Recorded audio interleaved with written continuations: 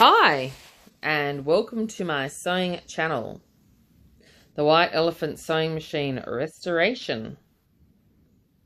Please like and subscribe. And today we have something really special.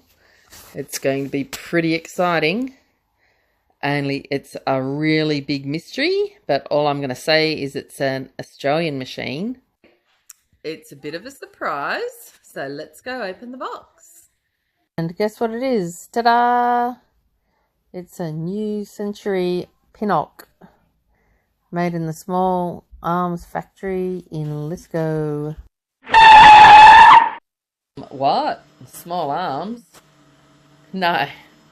These machines were made by a bunch of firearms factory workers, not by a bunch of Tyrannosaurus Rex. And they made guns and weapons, and they also made these sewing machines for 4 years. This is the space in which they were produced. And the museum is opened 4 days a week, still, even till now. So now you know. Back to the machine. It's a little Aussie ripper. And I was so excited to get this. It cost me 10 Australian dollars. It is actually one of 6,000 apparently that were made. And historically, this was made between 1950 and 1954. Although it's called a new century, it's really a Pinnock machine, and it's been rebadged, but there are other names that they could have been rebadged with as well. These include Gladiola, Kennedy, Thompson, Dobby, Hallmark, or Mercury. So this is the Dobby. Maybe we could enslave it and make some clothing, and then give it the clothing and set it free.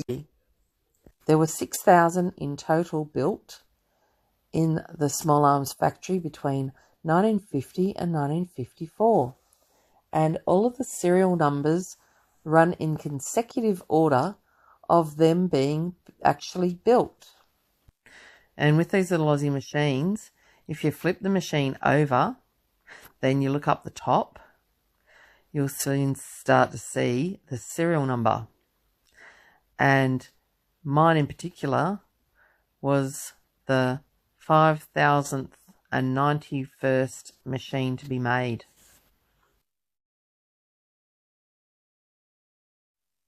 The Pinnock Company was founded in Sydney, Australia in 1891. And they may have made cabinets here out of our sort of native timber, I'm not sure, but definitely the machine heads before 1949 were made in places like Germany and other European countries as well, and none of those machine heads were made in Australia. So when it got to 1949 and it was moved to the small arms factory in Lithgow, all of the machine heads were made there for 4 years. After that, they moved in 1954 to South Australia. And after this move, it said that maybe some of the machines were made in Australia, but a lot of them were Japanese made and rebadged as Australian. That's the sort of only information I can get for that sort of part of the history. But they closed up shop for good in 1968. That was the end of the production of Pinnock machines. So have a look at the design on this one. This is a brash machine which is exactly identical in design to the Pinnock made in the Small Arms factory in Lithgow, or the rebadged ones. Now, this machine was probably made for a retail company in Australia called Brash's. They were around for about 100 years, that store, and you could go there. Now, I'm thinking if it's been rebadged, it's probably been made by Pinnock, but the machine head was actually made in Karlsruhe in Germany. And as it's the same design as the Pinnock and the New Century on all those rebadged ones, this Brash machine, it's safe to say that Pinnock imported it from Karlsruhe in Germany, just like it's stated here on the stamp on this Brash machine. And even the boxes here are the same setup as the Pinnock. And look at this gorgeous little thing. Look at all the scarabs all over it. Isn't it absolutely stunning? Made in the USA.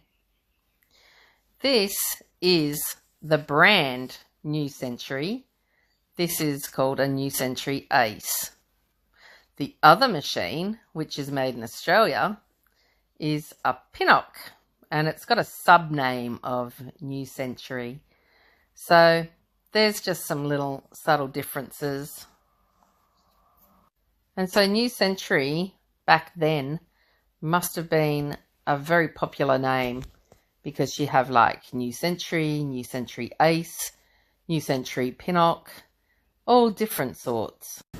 And it's safe to say, empirically, from looking at my collection, I've actually worked out that Pinnock actually imported established brands such as this Jones machine, and they didn't just import machines from Germany and rebadge them as they felt like it. They did that also, but they also imported these. This one's from Manchester, England, as you can see, across the Atlantic Sea.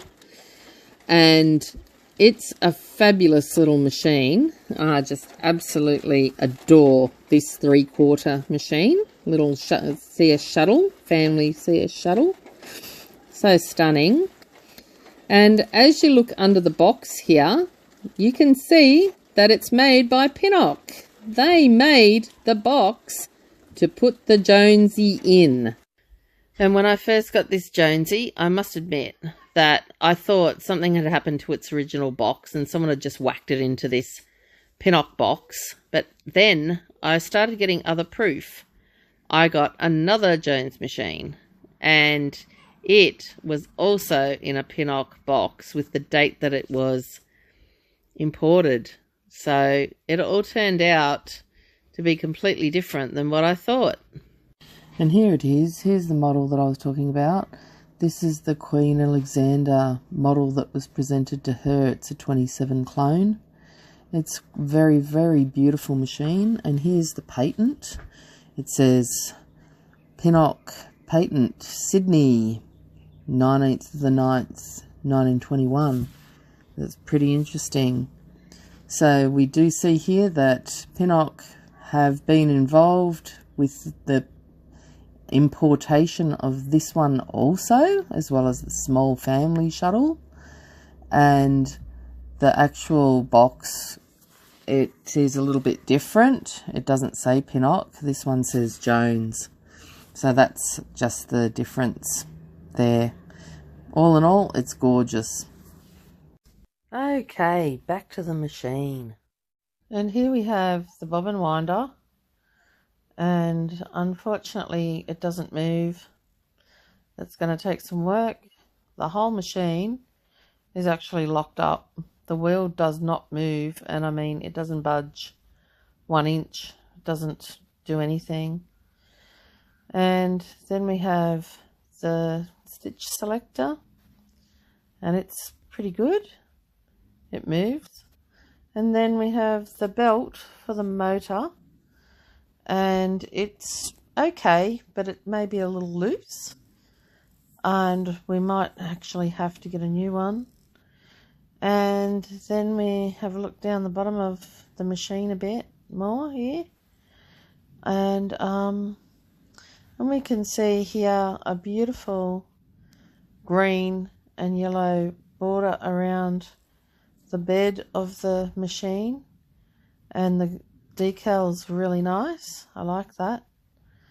And then we go and have a look at the presser foot, and it actually just doesn't move. It doesn't do anything, and so it doesn't go up and it doesn't go down, so it's going to need a little bit of work, that one. So that's a bit full on. And then we have on the side of the bobbin case, we have it sliding, which is good. It actually opens. And then we have an extremely rusted bobbin case on the inside. And I've proposed in this video that because it doesn't move, I'm going to give it an oil bath. So we're going to take the motor off and the front off, and then we're going to get it out of this very nice box. And I'm quite fond of the box. I think it's really lovely. It's got a beautiful pattern on it.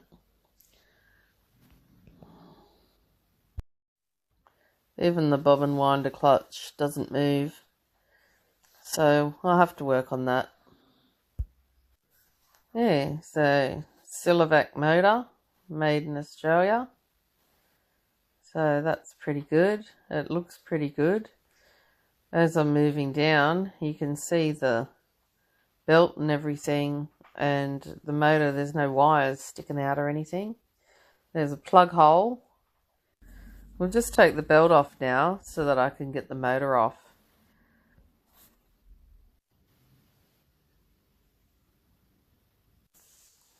I'll just remove this bolt. That's what holds the motor on. So I'll just take it off.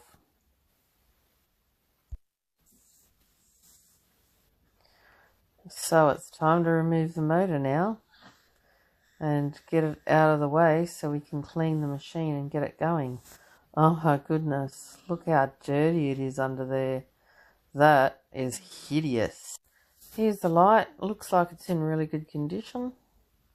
And here's the button you press so that you can turn it on. Put the bolt back where it belongs. After putting some oil into the machine at the end, the wheels started turning, so I'm feeling really positive about this now. And as well, after the oiling, we get a little bit of movement in the bobbin winder, which is great.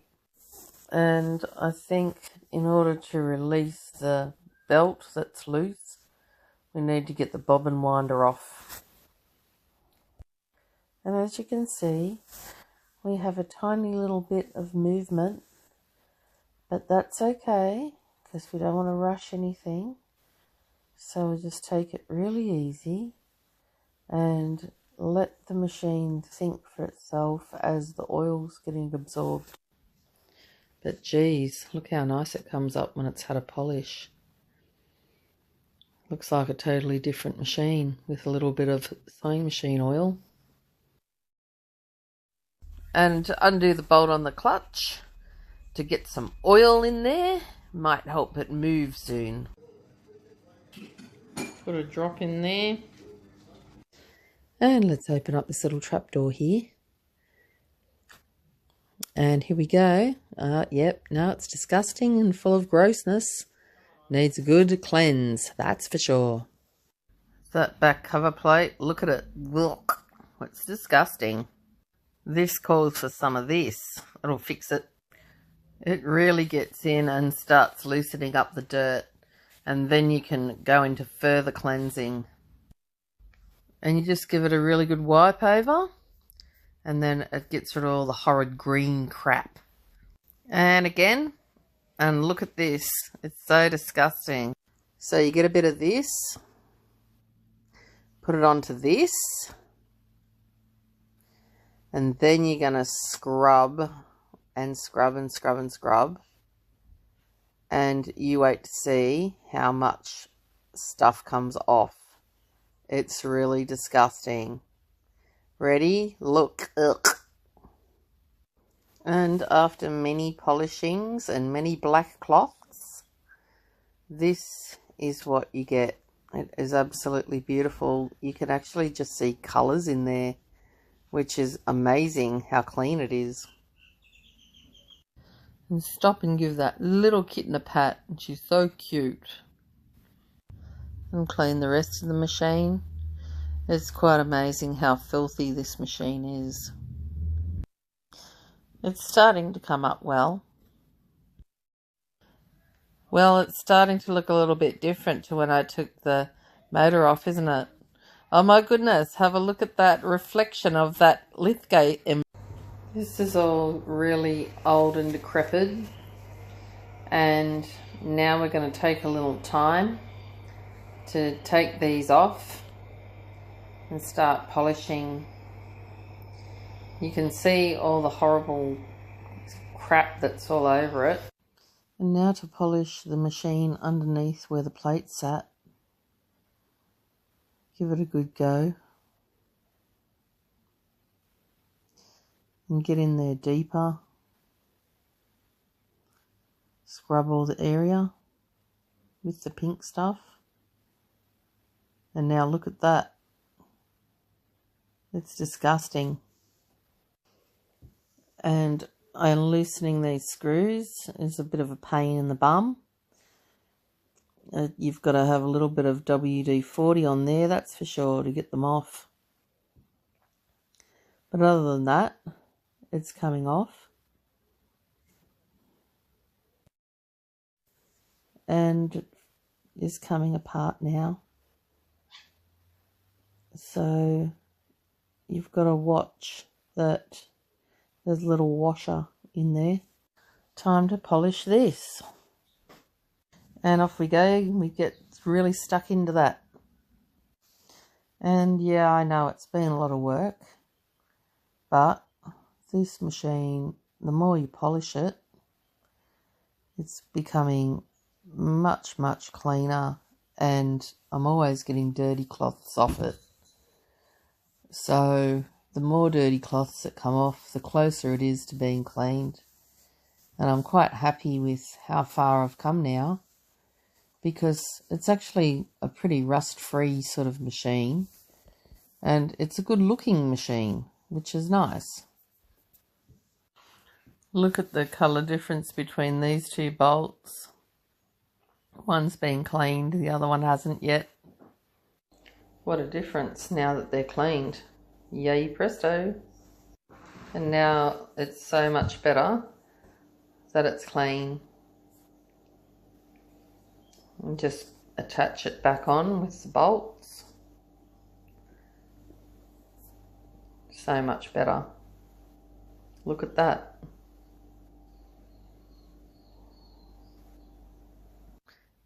And again. And the power of the elbow grease. And here is a reflection of the elbow grease.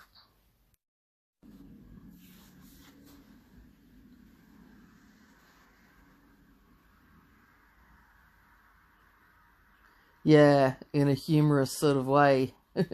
Get it? Ulnar, elbow, humorous, get it? Sad dad jokes. And after the initial polishing, now what I'm going to do is unscrew this and take off this cover. And oh my god, look, oh my god, look at it. It's disgusting. Oh my goodness, that needs cleaning so badly. And look at the cover. Look at the cover plate. It's gross. That's disgusting. And so what I do is I get a makeup removal cloth like this that you would clean your face with, and I give it a liberal, like, thin coating of the pink stuff. Then I get that and I give this a really good clean in that area where it's all sticky and disgusting. So look at the difference. Oh my goodness. It looks so different. It's so shiny. Tighten these ones up now. Make sure it's nice and tight after that cleaning.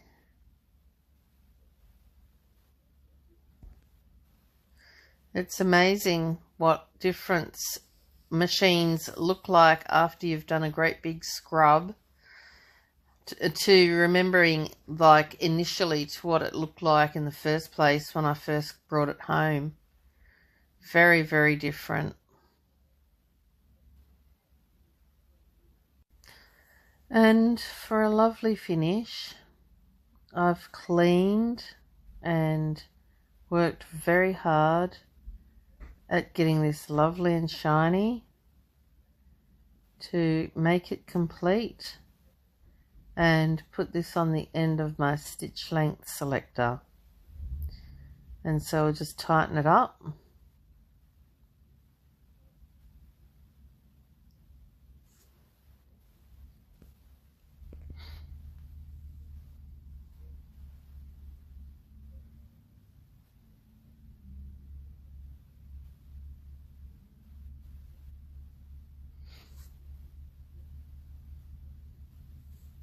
It's amazing how good it looks and how beautiful and shiny it really is. It's just such a difference. Serafina as Dracula. Now that we have the stitch length selector all sparkling and gleaming, and the feed dog regulator down the bottom all shiny and sparkling, it's time to go on to the tensioner now. So this machine, it has an oscillating hook. It doesn't have a rotating hook. So these two little holes, we put oil in there to oil up the gears for the oscillating hook. The rotating hook does one whole revolution for each stitch. This one doesn't. It goes back and forward like a 15 machine, pretty much. And so it's got a CB type bobbin and case. So, and it's actually quite a small machine. It's not a real big machine. You'd think this would be enormous, but it's not.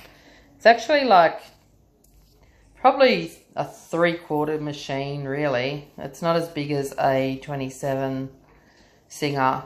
So there's the bobbin and the bobbin case. It's like a little rusted because it hasn't been looked after in the last couple of years.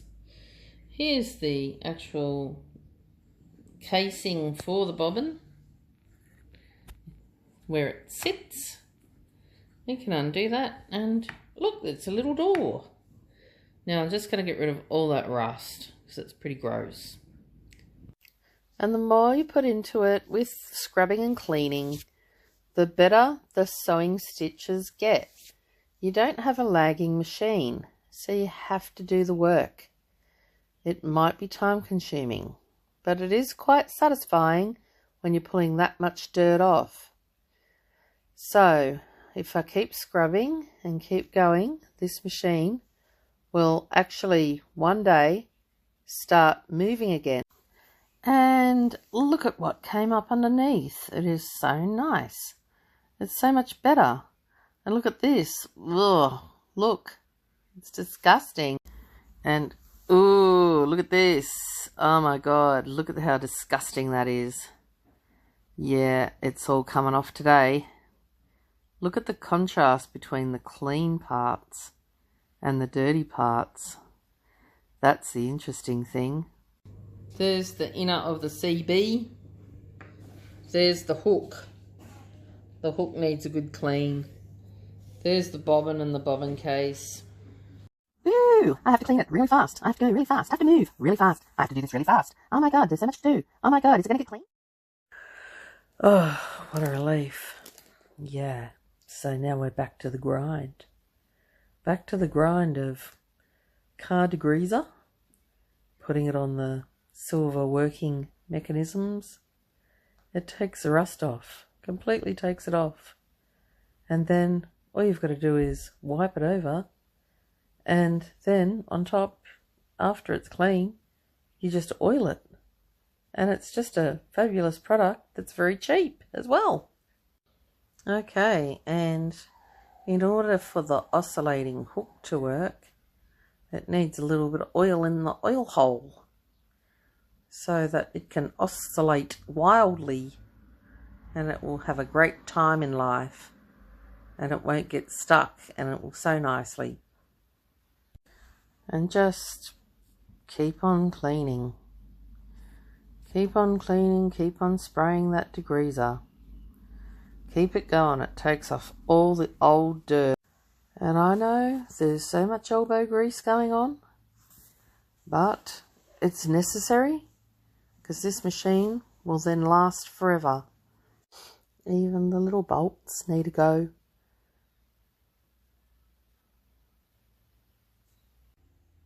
And then after all that scrubbing, we have a much cleaner existence.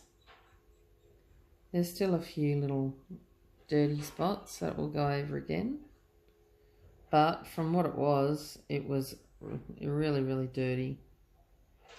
And now it's much better, much cleaner. And after all that cleaning, we now have a machine that runs. And I'm really, really excited about that because I want to see if it sews. So I threaded it up, and here's the bobbin, the top through the tension plates to the take-up arm, through the side, down to the keeper on the left, then down to the needle, and we thread left to right on the needle. Now there's no motor on this, but we're simply going to see if it sews for the test. We'll see. Look at it go, look. Wow.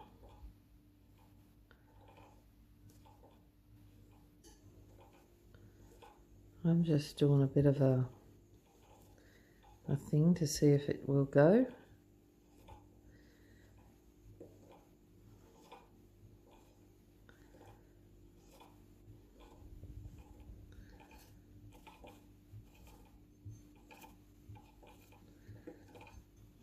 Is it sewing, I wonder?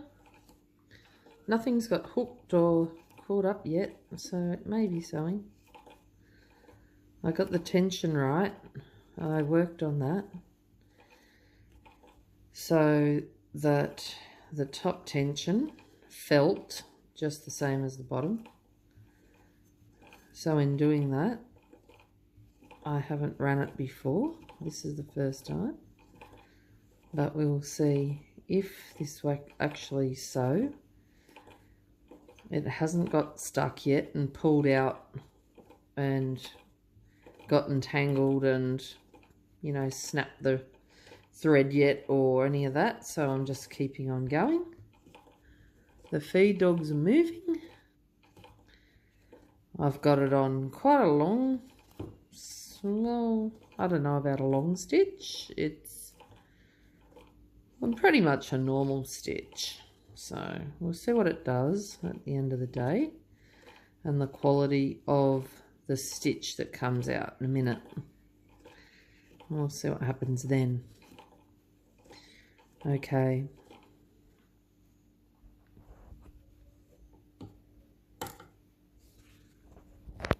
Okay. Gotta remember to pull it out to the right because the needle is at the left, threaded from left to right. So you've got to remember every time you sew that you have to pull it that way. So you're not pulling it this way and you're not going against the grain. So putting stress on the needle and the machine. Okay, you've got to go with the flow when you sew, pretty much. Now I'm going to cut that because I'm holding the camera. There we go. Now let's have a look and see what it may have done. Oh, okay, it's quite a big stitch. Let's have a look. Let's have a look. Oh yeah, well, I guess you could say it's stitching. That's not a bad stitch. It's got a lot of dirt in the machine though, because that cotton is actually white. It's a little bit of where I pulled, it's puckered. Let's have a look at the other side. This will tell you a lot. Oh no, the other side is quite good. It's not too bad. Looks quite good. Try and get a bit of focus in there. Oh yeah. Yeah, it's not too bad. And then where I've pulled it, I've actually like gathered it a little bit. So that's why it did that. So if you actually just pull the fabric, that will come undone. But it tells you that the tension is right, but it needs a bit of tightening on the bobbin and on the top.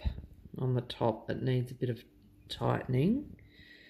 Okay, because that gathered pretty easily. But all in all, it is sewing. That is nicely feeding. Remember, there's not a motor on this, so I just got to do it by hand, like this. See, just spinning it around. Okay, so come back, because we're just testing it to see if the machine actually works, because it was dirty and seized for a very long time, and you know, it takes a while for the machine to come back. Yeah, there's still some dirt in the machine, because as I sew, the fabric is gold, the cotton is white, the cotton that is in the bobbin is also white, but it's got, you can see there's dirt coming through. So what you would do with that is you would just keep sewing on test fabric so that it eventually cleans itself out. You see, like when you look at that, it looks really dirty. And I have oiled it a lot and I have cleaned it a lot. So see that fabric there, that's the cotton. It's supposed to be white. It's not, it's dirty. So yeah, it'll need some further cleaning in those areas, and it will need to sew, to just keep sewing it out, to clean it out pretty much. And here we conclude. Thank you so much for watching. And as you saw, I cleaned all of the feed dog regulator, the stitch length selector, and the tension discs in the machine, and all the underneath, all very much extensively cleaned, so that it actually must have been locked up there, and it actually finally let go. And now it's a happy little thing. It's been thoroughly oiled. Now it's going to have a wonderful motor put back on it, its own motor. And when we get all of those cords ready and like fixed up, it will go back in its box and be bolted back in, and it will be really ready to do some proper work shortly, and it'll have a little bit more cleaning.